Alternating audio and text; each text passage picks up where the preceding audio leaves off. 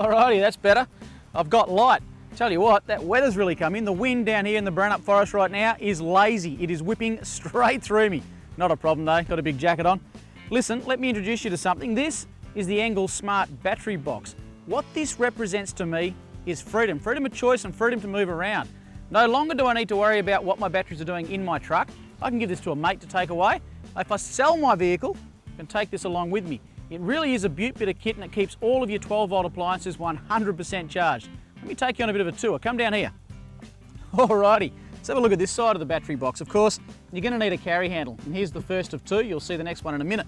This little bit here, well, that's your DC input for charging. This red bit is an air vent, and of course you need that for safety with any battery in confinement, such as this one here. Now, lift the flap here, you've got your positive and your negative terminals, and of course there's a range of uses you could use those for.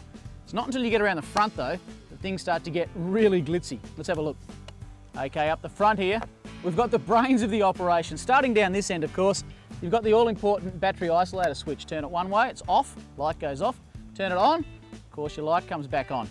It's a good feature to have. Moving across, this is where the glitz and the glamour lives. This is your LCD panel, and of course it tells you absolutely everything you need to know about voltage rates, charge rates, and exactly what your battery is doing. Why is that important? Well, it means you know exactly how long you get to stay out here underneath these beautiful trees. Of course, moving across from the LCD panel, we've got two 12-volt DC inputs. We've got our common cigarette plug type, which I'm using at the moment to power my 12-volt light over there. And next door to it, we've got your everyday Engel accessory plug, which is going down here to our Engel fridge. Now, something I just want to show you while I'm here. If I lift this latch, and of course lift the box up, that's where our battery lives.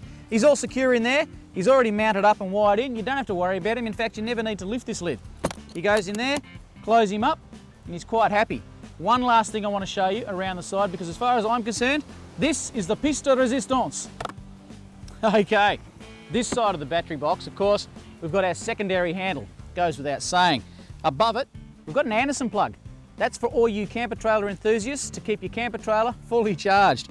Next door to it though, under this little hatch, gets me really excited because there's two things under here that I use all the time. The first of which is a USB port. Tell me, what doesn't use a USB in this day and age?